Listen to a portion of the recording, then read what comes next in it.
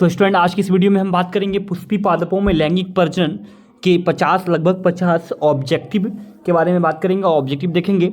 तो आइए हम लोग स्टार्ट करते हैं।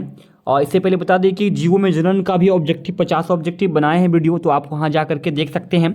और इस तरह से हम जितना भी टारगेट बुक का जितना भी क्वेश्चंस जितना भी ऑब्जेक्टिव दिया वो सारा एक तरफ से कवर कराएंगे अलग अलग वीडियो में चैप्टर वाइज। तो आप देखना ना भूलें और देखने के बाद अच्छा लगे तो लाइक सब्सक्राइब और शेयर जरूर करें। तो स्टूडेंट स्टार्ट करते हैं। स्त्री दल चक्र किस में होता है? स्त्री दल चक्र पुष्पों में बना होता है। तो स्त्री दल चक्र जो बनी होती है वो सभी से स्टाइल से, स्टिग्मा से, ओवरी से, स्टिग्मा स्टाइल ओवरी ये तीनों मिल करके स्त्री दल चक्र बनी होती है। पादपों में एम्फीबियन उभय स्थानी किससे संबंधित है? तो पादपों में उभय स्थानी संबंधित है ब्रायोफाइटस से। ब्रायोफाइटस से। अगला प्रश्न देखेंगे, भ्रूणपोष वाले बीजों को क्या कहते हैं? तो भ्रूणपोष वाले बीजों को क्या कहेंगे? तो भ्रूणपोष वाले बीजों को बोलेंगे एंडोस्पर्मिक बीज बोलेंगे। एंडोस्पर्मिक बीज बोलेंगे। निम्नलिखित में से कौन जलीय जंगली घास है? जलीय जंगली घास है तो इसमें जलकुंभी है। इससे कई बार क्वेश्चन पूछा जा चुका है तो आप इसे ध्यान रखेंगे। वायु परागण किसमें नहीं होता है? तो वायु परागण किसमें नहीं होता है? तो वायु परागण जो है सेल्विया में नहीं होता है। सेल्विया में नहीं होता। अगला प्रश्न देखेंगे, निम्नलिखित में से किस पौधे में स्वपरागण होता है? तो किस पौधे में स्वपरागण होता है? किस पौधे में स्वपरागण होता है? एक लिंगी में भी और द्विलिंगी में भी क्या होगा? स्वपरागण होगा। अगुणित भ्रूणपोष निम्नलिखित में से किसकी विशेषता है? अगुणित हेप्लॉइड एंडोस्पर्म निम्नलिखित में से किसकी विशेषता है? फफूंद की, फंगी की विशेषता है। स्टडी ऑफ फंगी क्या होता है student? Study of fungi phycology. Phycology याद रखेंगे। अगला प्रश्न देखेंगे, इनमें से कौन कायिक प्रवर्धन नहीं है? इनमें से कौन कायिक प्रवर्धक नहीं है? तो चल बीजाणु क्या है? कायिक प्रवर्धक नहीं है। इनमें से कौन सा फल कूट फल है? कूट फल कौन सा है इसमें से? फॉल्स फ्रूट सेब को बोलते हैं। सेब को बोलते हैं। अगर आप देखेंगे भ्रूणपोष का क्या कार्य है? तो भ्रूणपोष का क्या कार्य है? तो भ्रूणपोष का काम होता है क्या करना? भ्रूणपोष का काम होता है भ्रूण को पोषण देना। भ्रूण को क्या देना? पोषण देना। अगला प्रश्न देखेंगे, निम्नलिखित में से किस पौधे के प्रजातियों में बीज का उत्पादन असंजनन द्वारा होता है? ये क्वेश्चन 2018 में पूछा गया क्वेश्चन है। एस्ट्रेसिया एवं घास में भ्रूणपोष क्या है? भ्रूणपोष क्या है? त्रिगुणित है। 3N। बीजचोल का निर्माण होता है। तो बीजचोल का निर्माण कहाँ होता है? पेरिकार्प से होता है। किससे होता है? पेरिकार्प से होता है। अगला प्रश्न देखेंगे, भूमि फलनी फल है। भूमि फलनी फल है। भूमि फलनी फल है मूंगफली। वायु परागण सामान्यतः पाया जाता है। किसमें पाया जाता है? तो वायु परागण घासों में होता है। घासों में। निम्न में से किसमें जल द्वारा परागण होता है? जल द्वारा परागण को क्या बोलते हैं स्टूडेंट? हाइड्रोफिली बोलते हैं। हाइड्रोफिली। वायु द्वारा परागण क्या बोलते हैं? एनिमोफिली बोलते हैं। चमगादड़ द्वारा परागण को क्या बोलते हैं? कैलेप्टेरोफिली बोलते हैं। तो जल द्वारा परागण किसमें होता है? तो देखेंगे इसका आंसर होगा जलकुंभी। भ्रूणकोष की सेंट्रल कोशिका है। भ्रूणकोष की सेंट्रल कोशिका है। तो भ्रूणकोष की सेंट्रल कोशिका क्या हो जाएगा? इसका आंसर हो जाएगा द्वितीयक केंद्रक। इसका आंसर हो जाएगा द्वितीयक केंद्रक हो जाएगा। अगला प्रश्न देखेंगे, निम्न में से कौन एकलिंगी है? निम्न में से कौन एकलिंगी है? तो पपीता एकलिंगी है। पपीता एकलिंगी है। सरसों गुड़हल ये द्विलिंगी है। किस गुड़हल, यहाँ पे एक प्रश्न और बनता है, अड़हुल का वैज्ञानिक नाम क्या है? हिबिस्कस याद रखेंगे। किस फल का बीजचोल खाया जाता है? तो किस फल का बीजचोल खाया जाता है? तो इनमें से सभी लीची का, जायफल का और शरीफा का। ये भी प्रश्न कई बार पूछा जा चुका है एग्जाम में। 2021 में भी प्रश्न आया हुआ है। प्राक्कन मुख्यतः है।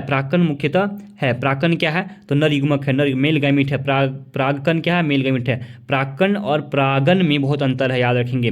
प्रागन और प्राक्कन ये दोनों में बहुत अंतर है। प्रागन हो गया पोलिनेशन, प्राक्कन हो गया पोलिन ग्रेन। तो आगे देखेंगे, प्रागभित्ति होती है। बहुत ही इंपॉर्टेंट प्रश्न है।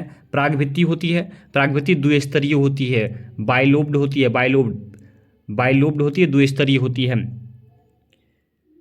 प्राक्कन हो सकते हैं। प्राक्कन कैसे हो सकते हैं? प्राक्कन एलर्जी के कारक होते हैं। प्राक्कन वायु प्रागित पुष्प सामान्यतः होते हैं। तो वायु प्रागित पुष्प सामान्यतः होते हैं। तो कैसे होते हैं? छोटे भी होते हैं, आकर्षक भी होते हैं और रंगहीन भी हो सकते हैं। एनिमोफिली नामक परागण किसके द्वारा होता है? तो एनिमोफिली नामक परागण किसके द्वारा होगा? अभी जस्ट बताए थे, हवा के द्वारा होगा। किसके द्वारा होगा? हवा के द्वारा होगा। ठीक है, एनिमोफिली नामक परागण किसके द्वारा होगा? हवा के द्वारा होगा। चिड़िया द्वारा परागण किसके द्वारा होगा?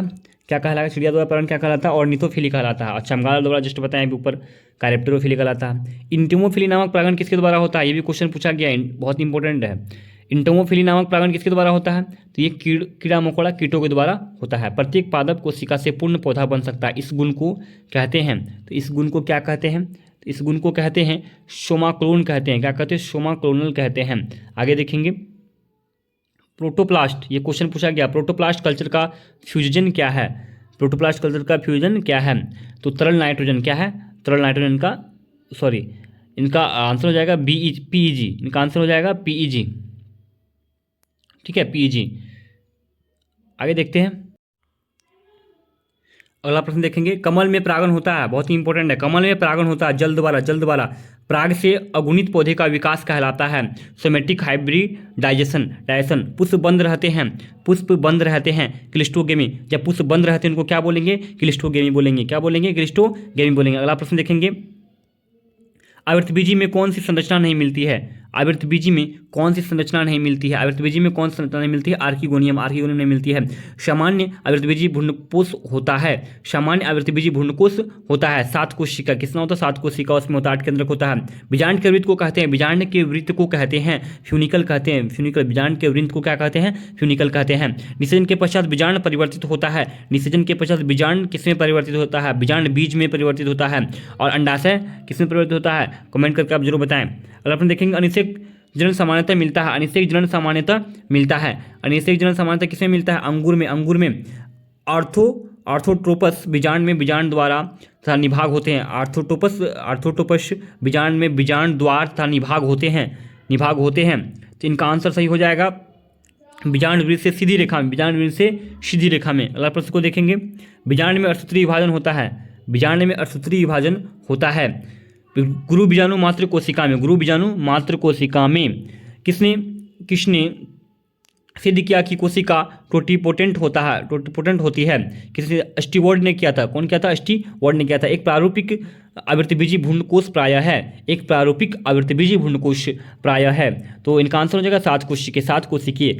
भारतीय आवृतबीजी भ्रूण विज्ञान के जनक हैं। अगला प्रश्न देखेंगे, भारतीय आवृतबीजी भ्रूण विज्ञान के जनक हैं पी महेश्वरी, पंचानन महेश्वरी, बहुत ही इंपॉर्टेंट है। पोली एम्ब्रियोनी पाई जाती है सिट्रस में जब जायंग में स्त्रीकेश एक दूसरे से जुड़े रहते हैं तो क्या कहलाता है? इनको बोलते हैं वियुक्तांडपी, बहुत ही इंपॉर्टेंट है, ये पढ़ा भी चुके आप लोगों को, वियुक्तांडपी बोलते।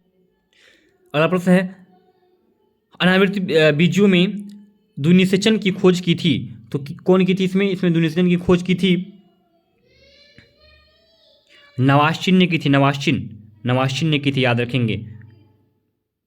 तो स्टूडेंट कैसा लगा ये वीडियो आप हमें कमेंट करके बताएं, और इस तरह का वीडियो और भी अगर आप चाहते हैं तो हमें कमेंट करें, और टारगेट का जितना भी ऑब्जेक्टिव वो सारा इस पर आपको मिलेगा। हमारे चैनल को सब्सक्राइब जरूर करें। धन्यवाद।